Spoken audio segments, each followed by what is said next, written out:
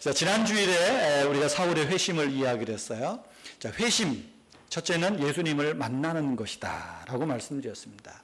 회심의 두 번째는 뭐라 그랬죠? 회심은 예수님을 만나서 변화된 삶입니다. 그래서 경건의 삶을 살죠. 기도의 삶을 살게 되고 주님의 이름을 담는 그릇이 됩니다. 그리고 주님의 이름을 자랑하는 그릇. 너는 내가 택한 나의 그릇이다 말씀하는 거지요. 여러분, 오늘 우리가 지난 시간에 이어서 이제 회심의 세 번째 부분을 생각하려고 합니다. 여러분, 회심은 예수님을 만나고 변화되는 것인데, 그러나 여기서 간과해서는 안 되는 것이 있습니다. 회심의 사건은 처음부터 끝까지 하나님의 주도적이고 전적인 은혜의 결과라는 것입니다. 회심을 크게 두 가지로 나누어서 말할 수 있습니다. 하나는 급진적 회심이 있습니다. 갑작스럽게 변하여 새 사람이 되는 것. 두 번째로는 어느 순간 보니까 점진적 회심. 점점 보니까 내가 구원받았구나 알게 되는 그런 회심이 있습니다. 급진적 회심은 대표적으로 사울의 경우가 바로 그렇습니다. 어느 날 다메섹에서 갑자기 빛이 와서 눈이 멀고 먹지도 못하고 막 이러는 갑작스러운 사건이 있습니다. 우리 중에도 혹 그런 분들이 있을 거예요. 전혀 예수 믿지 않을 것 같았던 사람인데 어느 날 보니까 어떤 사건이나 어떤 계기로 인해서 그야말로 갑자기 예수 믿는 사람이 있어요. 그래갖고 나 예수 믿는다고, 나 교회 나간다 그러면 예전의 행실을 알던 사람들은 뭐라 그럽니까? 야, 해가 서쪽에서 뜨는가 보다 그러죠. 그런 경우는 급진적 회심을 한 거예요. 그런데 점진적 회심이 있습니다. 성경의 인물로 보면 디모데나 또 니고데모 같은 분이 그런 걸 거예요. 우리로 말하면 소위 모태신앙입니다. 못하는 신앙생활. 어머니 뱃속부터 따라 나오다가 보니까 그냥 그렇구나. 그러니까 그냥 못해요. 급진적 회심한 사람에 비하면 이건 믿음 있는 것 같지도 않아. 그런데 어느 순간 보니까 예수님이 나의 구주고 내가 예수님 없이는 못 사는 거예요. 어떤 분은 가정의 평화를 위해서 교회 나오시는 분도 있습니다. 어머니를 따라서 혹은 마누라 치맛자락 따라서 그래 내가 가정의 평화를 위해서 나가주마 그래 나오는 분이 있어요. 나와가지고 예배 시간에 앉아있으니 이게 뭐 제대로 들려집니까? 예배 시간 내내 졸다 자다 코나 안 골아 다행이었죠. 그리고 갑니다. 찬송을 불러도 뭘 소리 빽빽 지르고 부르냐. 기도를 할 때도 그렇고 설교 들을 때는 뭐 어떨 땐 좋은 말도 하고 웃긴 말도 하는 것 같은데 도대체 무슨 소리인지 못 알아들어요. 그래도 나오는 건 오직 하나, 가정의 평화를 위해서 어머니 따라 나오고 아내 따라 나옵니다. 그런데 그렇게 나오다가 보니까 어느 순간 자기도 모르게 예수님이 그냥 믿어지는 거예요. 자기도 모르게 내 삶에서 예수님을 빼놓고는 말할 수 없겠다. 그런 생각이 들어지는 거예요. 그러다 보니 그래 내가 예수를 믿고 죄사함 받고 천국에 간다. 믿는다. 자기도 모르게 어느 순간에 믿음이라는 것이 자라게 되는 거죠. 이런 경우를 흔히 말하면 점진적 회심이라고 말합니다. 우리가 바울을 급진적 회심이라고도 말하지만 사실 사울도 엄밀하게 말하면 급진적인 회심은 아닙니다. 갑작스러운 한 사건은 있지만 그 이전부터 하나님의 작업은, 하나님의 은혜의 작업은 줄기차게 시작되어 왔습니다. 때문에 급진적 회심이나 혹은 점진적 회심이든지 이 모두에 있어서 가장 중요한 베이스는 뭐예요? 하나님의 은혜가 아니고는 회심은 없다는 거예요. 하나님의 은혜가 아니면 예수님을 만날 수 없고 하나님의 은혜가 아니면 변화된 삶을 살아갈 수가 없다는 것입니다. 그래서 회심의 시작과 끝은 은혜입니다. 사도 바울이 후에 이제 사도로 복음사역을 많이 하죠. 사도의 직무를 수행하면서 사람들이 위대한 사도로 칭해줍니다. 그러나 사도는 그렇게 말해요.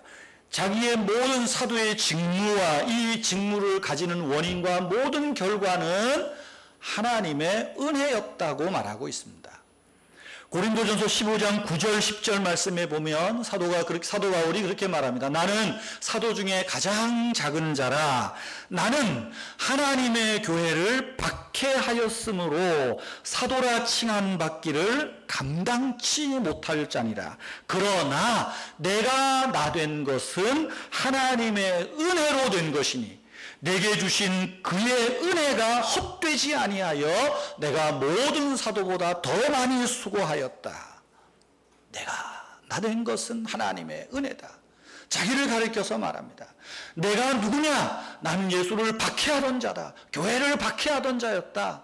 그런데 내가 사도라 감당 나 못하겠다. 그래도 내가 사도 소리 들을 수 있는 것은 그런 내가 하나님의 은혜 때문에 되었다 이야기해요. 디모데전서 1장 13절에서도 말해요. 내가 전에는 박해자요 폭행자였으나 도리어 긍휼을 입은 것은 긍휼을 입었다. 은혜를 입었다는 거예요. 사도 바울은 사울은 늘 그 의식을 하고 있는 거예요. 그래서 다메섹의 사건은 사울의 노력도 아니잖아요. 다메섹의 이 사건은 처음부터 끝까지 하나님의 은혜였다는 거예요. 주도적인 하나님의 은혜, 절대적 하나님의 은혜의 결과였다는 것입니다. 여러분, 그러면 이 회심이라고 하는 사건에 나타난 은혜, 하나님의 은혜가 어떤 모습으로 나타날까요? 사울을 통해서 또 우리의 삶을 통해서 하나님의 은혜 어떻게 나타날까요? 두 가지의 은혜의 얼굴을 생각해 보려고 합니다. 첫째, 하나님의 은혜는 징계의 얼굴로 나타난다는 것입니다. 징계입니다. 사울을 생각해 보십시오. 하루아침에 눈이 멀어서 사람의 손에 이끌려 다메섹 시내로 들어가는 모습을 생각해 보십시오. 사울에게 온갖 박해를 받았던 사람들이, 그래서 사울이라고 하는 이름만 들으면 치를 떨던 사람이 다메섹에 피해 와서 이제 좀 편하게 신앙생활할까 했는데 사울이라고 하는 작자가 온다. 두려워했는데 보니까 사울이 눈이 멀어서 어그적 걸어오는 모습을 봤다고 생각해 보세요. 어떻게 말하겠어요? 거 봐라. 하룻강아지 법 무서운지 모른다더니 거 봐라. 잘 됐다. 하나님이 너를 치셨어. 쌤통이다. 뭐 그렇게 하지 않겠어요? 여러분, 이렇게 인간적으로 볼 때 다메섹 사건은 사울에게 내려진 하나님의 징계라고도 말할 수 있습니다. 그런데 사울은 다메섹 사건을 하나님의 징계라고 말하지 않습니다. 하나님의 은혜였다고 말하고 있어요. 사울이 이제 복음을 전하다가 잡혀서 재판을 받아요. 두 번의 재판이죠. 22장에 나오고 26장에 나오는데 거기에서 사울은 자기의 다메섹 사건을 두 번 이렇게 간증합니다. 26장에 보면 9장과는 조금 다른 의미의 말씀을 하고 있어요. 여러분, 26장 14절을 한번 찾아보세요. 26장 14절에 보면 사도 바울이 이제 잡혀서 복음을 전하는 중에 아그리빠라고 하는 왕 앞에서 자기가 사도가 된 것, 회심하게 된 것을 쭉 이야기를 합니다. 그러면서 26절에서 다메섹 사건 때 하나님이 들려주셨던 그 음성을 이야기해요. 자, 26장 14절 함께 읽겠습니다. 우리가 다 땅에 엎드러짐에 내가 소리를 들으니 히브리 말로 이르되 사울아 사울아 네가 어찌하여 나를 박해하느냐 가시채를 뒷발질하기가 네게 고생이니라. 가시채를 뒷발질하기가 네게 고생이다 하는 말은 9장에 없습니다. 22장에도 없어요. 26장에서 사울이 들었던 그 사울만이 들었던 하나님의 음성을 처음 소개하는 거예요. 사울아 사울아 어찌하여 네가 나를 핍박하느냐 가시채를 뒷발질하기가 네게 고생이다. 여러분, 가시채라는 말이 뭡니까? 소나 말이나 가축 같은 짐승을 길들일 때 농부가 혹은 목부가 사용하는 것입니다. 근데 그 막대기 혹은 채찍 끝에 날카로운 쇠 가시를 쇠 같은 걸로 그 끄트머리에 다 박아서 사용하는 거예요. 혹시 여러분 코끼리 쇼 보신 적 있습니까? 지난번에 태국 단기 선교 갔을 때도 봤을 거예요. 코끼리 쇼 보면 코끼리 이렇게 쇼할 때 딱 그 한 마리에 한 사람씩이 있지요. 뭐 들고 있습니까? 한 손에는 바나나, 한 손에는 막대기를 들고 있습니다. 근데 그 막대기가 어떻게 생겼는지 보셨어요? 끝에 아주 날카로운 쇠가시들이 있습니다. 갈고리, 이렇게 탁 꼬부라진 갈고리가 있어요. 이걸 타고 가다가 코끼리가 지멋대로 가고 하라는 대로 안 하면 어떻게 해요? 뒤에서 그걸로 착 찍는 거죠. 그래서 동물 애호론자들이 뭐라 그래요? 코끼리쇼 중단하라 그러잖아요. 얼마나 이 가시체가 그겁니다. 가시체가. 여러분, 가시체를 뒷발질하기가 네게 고생이니라. 이 말씀은 지금 사울을 고집센 짐승으로 평가하는 거예요. 잔멸이라는 말, 멧돼지가 밭을 뒤집어 엎는 거라 그랬죠. 밟아 엎는 거라고. 그러니까 이 말 안 듣는 멧돼지를 길들이기에는 가시체가 있는 거예요. 가시체. 그런데 지금 사울은 어때요? 예수님이 가시체를 든 분으로 사울을 멧돼지로 비유해서 지금 멧돼지를 길들이려고 하는데 이 멧돼지는 어떻게 합니까? 계속해서 가시체를 향해서 뒷발질하는 겁니다. 내 당신 말 안 듣겠다는 거죠. 너 글로 가면 안 돼. 일로 가. 그리고 가시체를 찔러도 찌르거나 말거나 뒷발질하면서 자기 갈 길 가는 거예요. 그런데 사울이 가시체를 뒷발질한다는 것은 무엇을 얘기하는 겁니까? 뒷발질은 교회와 예수님을 박해하는 행위입니다. 교회와 예수님을 박해하는 거예요. 그러면 예수님이 사울을 언제 가시체로 휘둘러요? 그 생각은 끔찍하죠. 와, 예수님 무섭다. 가시체를 휘두르시네. 여러분, 사울에게 예수님이 주신 가시체가 있어요. 가시체가 뭘까요? 많이 생각해 볼 수 있어요. 그 하나는 예수님 그분입니다. 사울과 예수님은 거의 동년배예요. 어떤 분은 나이도 거의 비슷했다고 생각을 해요. 그래서 같은 이스라엘 한 땅덩어리에 있습니다. 그런데 성경에 보면 어쨌든 사울은 예수님을 직접적으로 보고 예수님의 말을 들었던 인물은 아닙니다. 그런데 생각해 보세요. 동시대에 한 나라에서 살았던 이 사울이 예수님에 대해서 알았을까요? 몰랐을까요? 예수님의 행적을 알았을까요? 몰랐을까요? 알았겠지요. 그러면서 사울은 열혈 바리새인이니까 저 예수라는 자가 하나님의 아들이라 그리고 저 예수라는 자가 하나님의 이름을 모욕해 자기가 하나님의 아들이라고 나한테 걸리기만 해봐라. 논쟁을 하든지 뭘로 하든지 끝판을 낼 거야. 그러고 있는데 아마 못 마주친 것 같아요. 그런데 예수님이 십자가에서 죽었다? 아이 잘 됐다 했는데 사흘 만에 살았다? 이 또 무슨 소린가? 그러고 있는 차에 예수의 제자들, 예수의 이름을 증거하는 제자들을 잡아놓고 보니까 이 사람들은 확신을 가진 사람들이에요. 그러니까 이 예수님의 제자들을 보면서 사울이 생각한 건 뭐예요? 그래? 정말 그 예수라는 자가 믿을만 한 거야? 예수가 그런 일을 진짜 하긴 한 거야? 그런 생각이 들다가도 아니야. 내가 누군데, 내가 바리새인인데, 내가 조금 있으면 이 70인의 공유에서 한 큰일 할 사람인데, 그러면서 의도적으로 자기 마음에 예수님을 몰아내기 위해서 교회를 박해하고 예수님을 박해하는 거죠.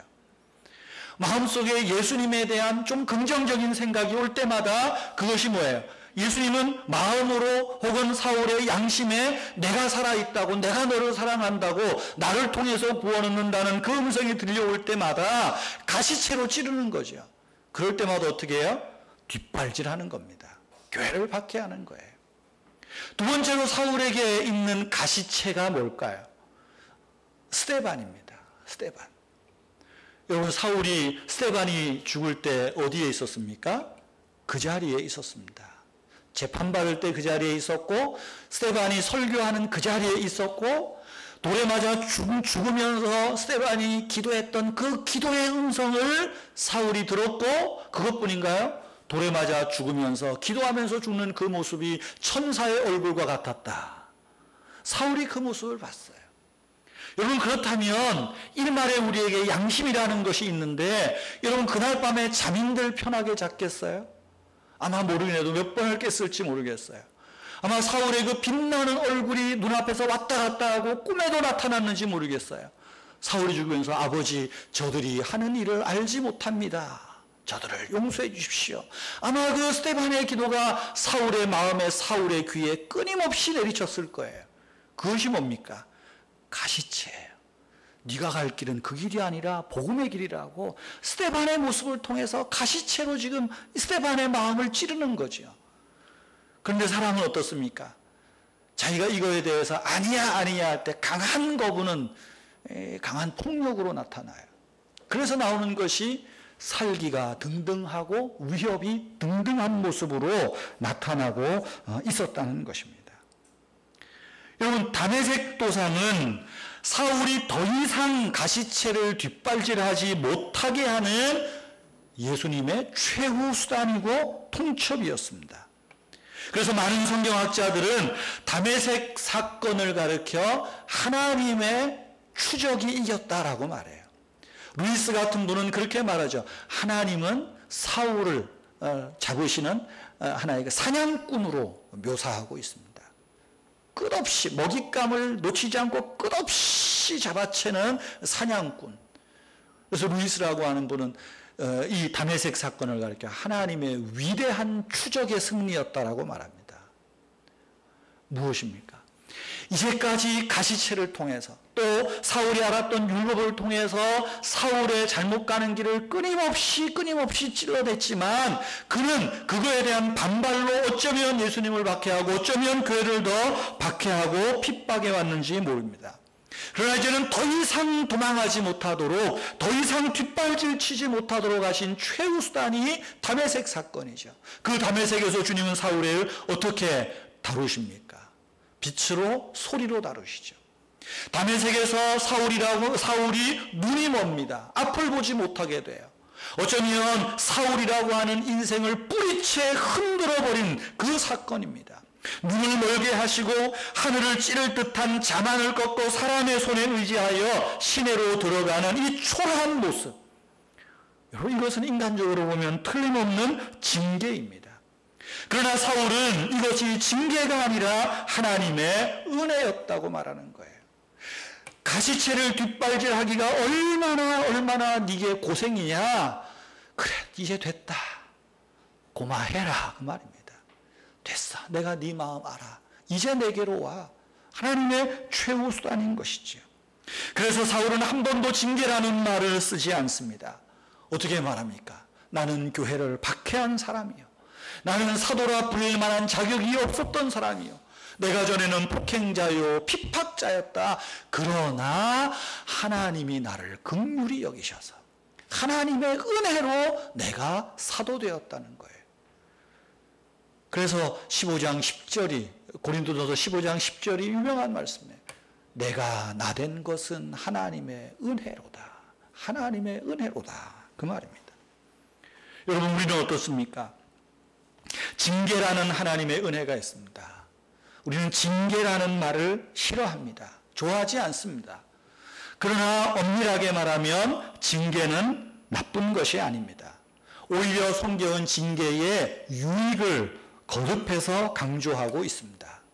히브리서 12장 9절에서 15절 말씀에 보면 12장 5절에서 11절 말씀에 보면 잘 나타나 있어요. 내 아들아, 주의 징계하심을 경히 여기지 말며 그에게 꾸지람을 받을 때에 낙심하지 말라.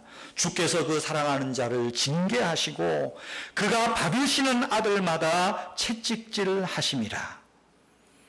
오직 하나님은 우리의 유익을 위하여 그의 거룩하심에 참여하게 하시느니라. 무릇 징계가 당시에는 즐거워 보이지 않고 슬퍼 보이나 후에 그로 말미암아 징계로 말미암아 연단받은 자들은 의와 평강의 열매를 맺느니라. 이렇게 보면 하나님의 은혜는 우리에게 징계와 혹은 채찍의 모습으로도 찾아온다는 것입니다. 사랑하는 성도 여러분, 혹시 여러분의 삶에서 여러분을 괴롭게 하고 여러분을 찔러대는 그 어떤 가시체가 느껴지십니까? 근심이라는 가시체, 가난이라는 가시체, 때로는 신앙생활하면서 찾아오는 의심이라는 가시체, 미움이라는 가시체도 있을 거예요. 앞이 보이지 않는 막막한 괴로움과 한숨이라는 가시체 때문에 그 가시체를 여러분의 힘으로 여러분의 의지로 뒷발질을 하는데 얼마나 많이 수고하고 힘들어하고 있습니까? 하나님께서는 저와 여러분들이 서지 말아야 할 곳에 서 있을 때는 하나님이 우리의 양심을 통해서 그 가시채로, 양심이라는 가시채로 우리를 찔러대십니다. 우리가 가야 하지 말아야 할 길로 가고 있다면 하나님께서는 누군가를 통해서, 혹은 이 예배 중에 설교를 통해서, 아니면 찬양을 통해서, 기도를 통해서, 여러분들이 성경을 읽는 그 모든 과정들을 통해서 하나님께서 그 길로 가지 말라고 가시채를 찌르는 거예요. 그럼에도 불구하고 여러분 혹시 그 가시채를 뒷발질하고 있지는 않습니까? 나의 힘으로 홀로 지고 견디다 못해 쓰러지면서까지 여러분이 가시를 뒷발질하는 수고를 하고 계시지는 않습니까? 여러분, 그렇다면 그 이제 뒷발질을 멈추십시오. 무언가가 여러분의 마음을 찌르고 하나님의 말씀이 여러분의 양심을 흔들어 깨우고 우리의 죄를 흔들어 깨운다면 이제 우리는 그 가시채를 잡고 우리를 찌르시는, 우리에게 채찍질하시는 그 손잡이를 누가 잡고 있느냐를 봐야 된다는 거예요.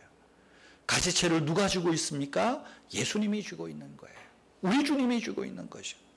그래서 이 사울이 이것을 비로소 깨닫고 주님 앞에 뭐라고 말합니까? 주여, 뉘시오니까. 주여, 뉘시오니까. 이제까지는 자기의 노력으로, 자기의 의로 이 일을 극복하려고 했지만 이 마지막 순간에 결국은 하나님 앞에 무릎을 꿇는 거죠. 하나님의 주도적인 은혜, 하나님이 끝까지 사울을 추적해 오셨던 이 마지막 은혜 앞에서 결국은 가시채를 붙들고 계시는 그 주님을 바라본 거예요. 내 인생의 주인이 내가 아니고 바로 예수님 당신이군요. 예수님 당신이군요. 내가 예수님을 박해했는데 그래도 나 같은 사람을 주님 받으실 수 있겠습니까? 주여, 주여. 이 말이에요. 주여, 그 말입니다. 여러분 때문에 사울에게 내려졌던 이 다메섹 사건, 징계로 보이지만 이것은 징계가 아니라 바로 하나님의 은혜였다는 것입니다. 여러분, 우리의 삶이 어떻습니까?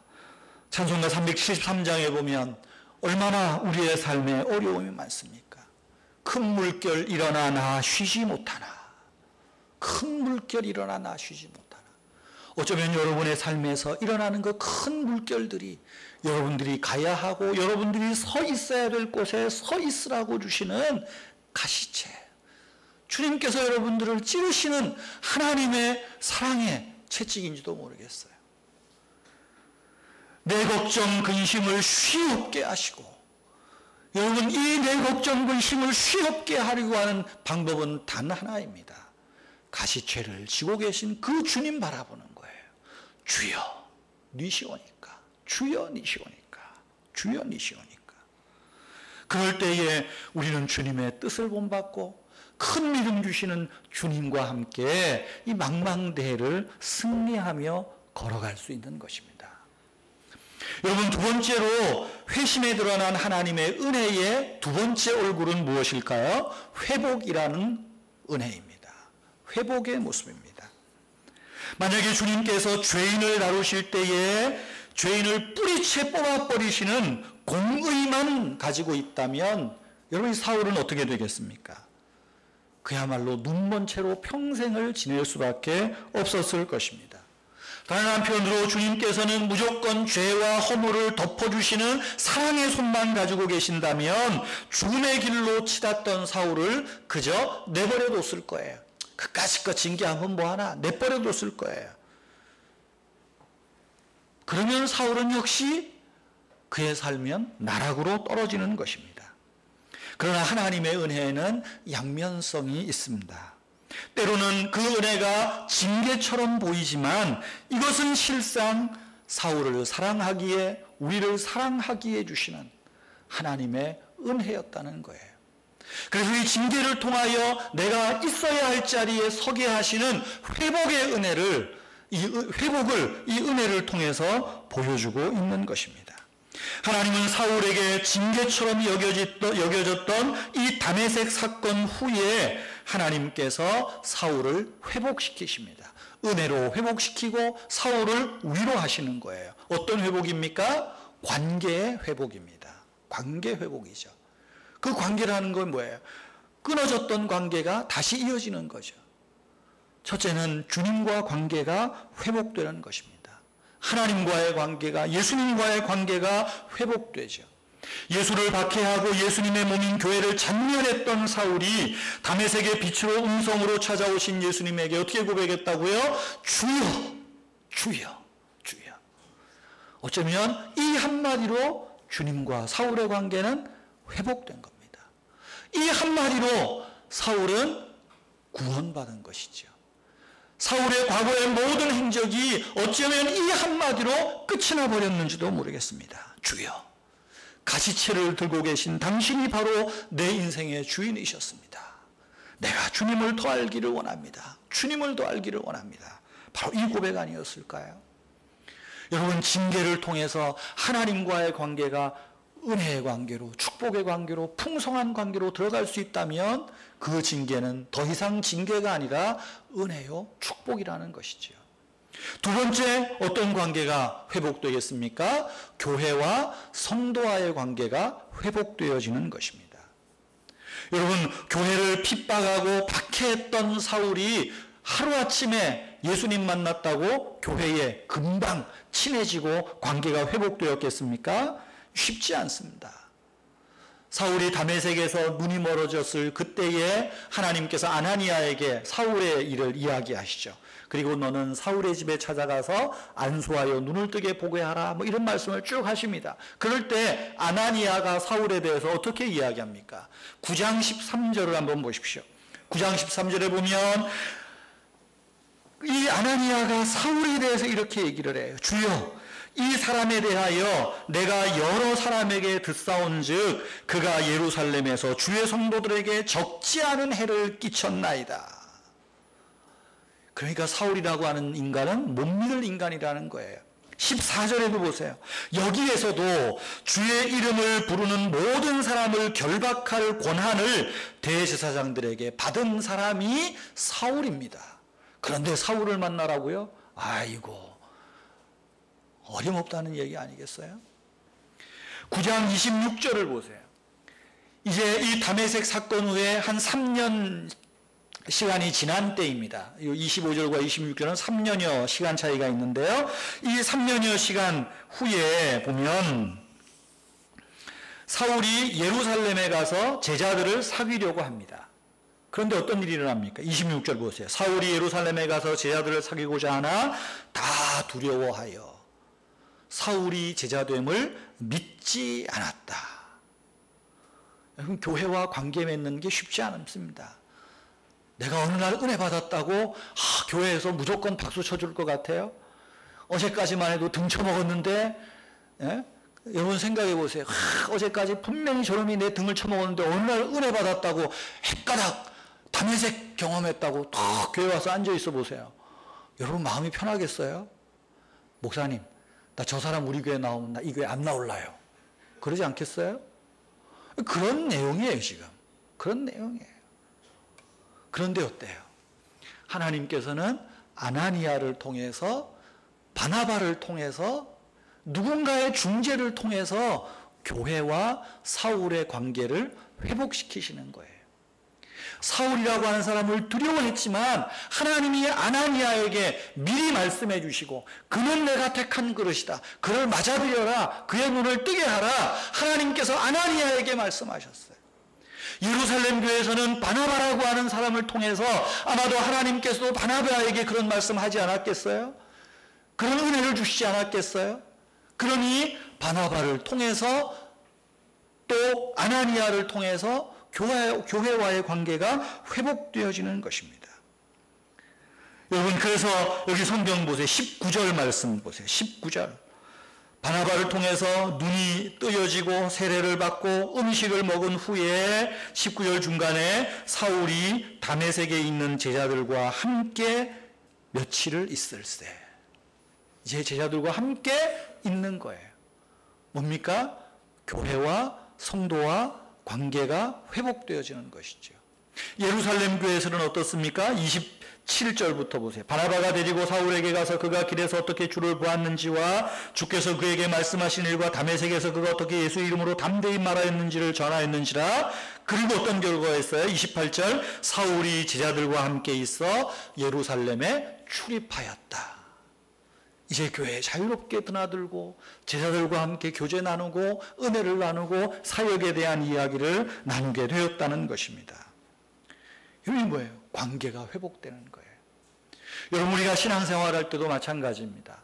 내가 주님을 믿고 주님과의 관계가, 예수 그리스도가 나의 구세주요 하나님이 나의 아버지이심을 내가 믿는 이 관계 회복, 구원의 회복은 교회 안에서 성도들과의 관계 회복으로 나타나져야 된다는 것입니다. 주님과의 관계 회복은 됐는데 교회 안에 머물지를 못해요.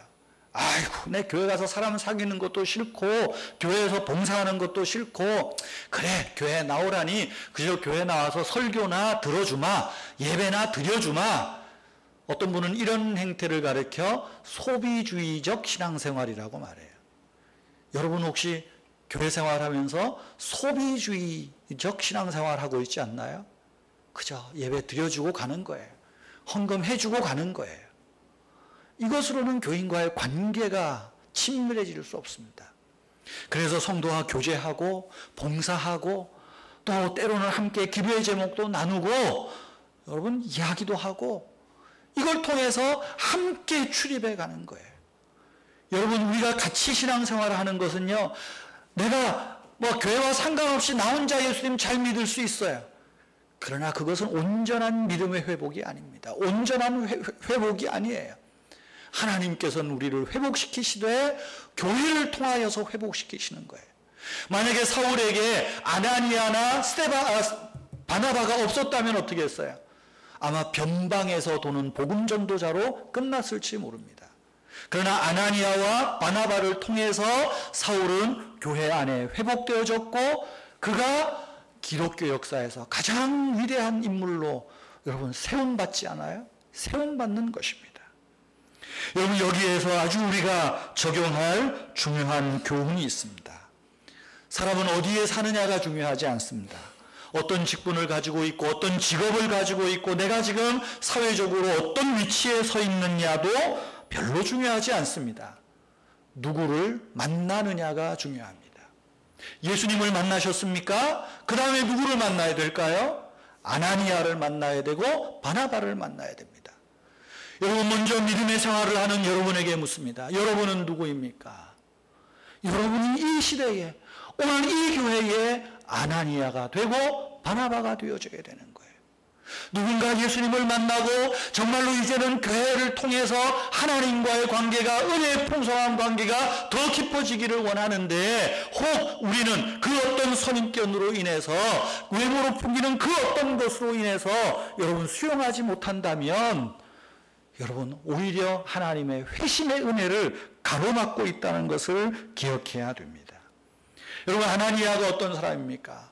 사도 바울은 사도행전 22장에서 아나니아에 대해서 이렇게 말해요. 경건하여 거기에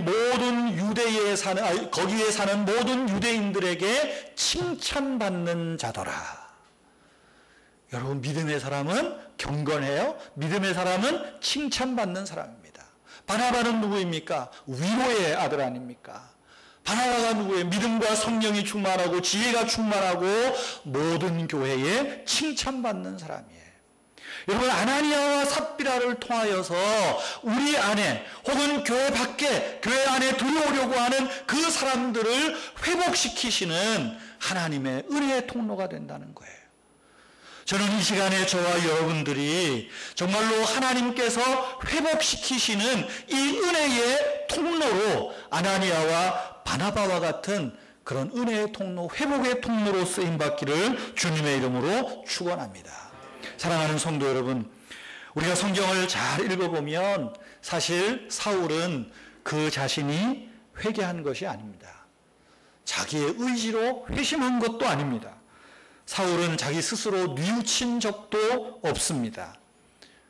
사울의 다메섹 사건은 처음부터 끝까지 하나님의 역사였습니다. 사울을 끝까지 추적하셔서 결국은 하나님의 택한 그릇으로 삼으시는 하나님의 추적하시는 은혜, 거룩한 추적자의 승리였습니다. 하나님께서는 때로 징계라고 하는 수단을 통해서 사울을 흔드셨지만 사울에게 아나니아와 바나바라고 하는 이 믿음의 사람들을 통해서 사울의 그 받은 징계가 아니라 하나님의 은혜요 축복이었음을 깨닫게 해준 거죠. 그래서 사울은 하나님과의 관계가 또한 교회 안에서의 관계가 회복되어지고 결국은 그가 위대한 사도로 복음의 사도로 쓰임받게 되지 않습니까? 사도행전 9장을 잘 보세요. 사울이 유대인들에게 핍박을 받습니다. 어떤 사람들이 이제 사울 저놈을 죽이자 이거를 알고 다메섹 교회가 어떻게 해요? 사울을 밤에 몰래 야반 도주 시켜줘요. 광주리에 담아서 내려와서 도망시키는 일에 앞장섭니다. 예루살렘에서도 사울이 열심히 전도하니까 예루살렘에 있었던 그 유대인들이 사울을 죽이려고 합니다. 그럴 때 또 예수님의 제자들이 사울을 피신시켜줘요. 네 고향에 가서 당신 고에 조금만 있으라고 피신시켜주죠. 얼마나 풍성한 교회 안에 관계가 회복되어진 것일까요? 사랑하는 성도 여러분, 상처받고 우리 안에 쓰라린 아픔을 가지고 있습니까? 우리 주변에 그런 분들이 주님 앞에 많이 있습니다. 여러분, 그들의 손을 잡아 주십시오. 그들의 감싸 안아 주십시오. 눈을 뜨게 하고 음식을 먹이십시오. 그래서 정말 하나님의 은혜 안에 주님의 관계가 회복되어지고 성도들과의 관계가 회복되어지고 그래서 이 땅에서 하나님의 은혜의 그 그릇으로 승리하며 살아갈 수 있는 그런 사람을 세워주는 여러분 그 직무가 교회와 성도의 직무인 것입니다. 사랑하는 성도 여러분, 저와 여러분에게 주신 하나님의 은혜가 있지 않습니까? 우리도 한때 교회 바깥을 떠돌던 사람 아니었을까요? 사울처럼 말이죠. 그러나 누군가를 통해서 믿음의 사람들을 통해서 우리가 교회 안에 받아들여지고 풍성한 믿음 생활을 하고 있지 않습니까? 그렇다면 이제 우리들이 그 일을 해야 됩니다. 아나니아처럼 바나바처럼 거기에 사울의 온전한 회심의 은혜, 능력이 나타나게 되는 줄 믿습니다.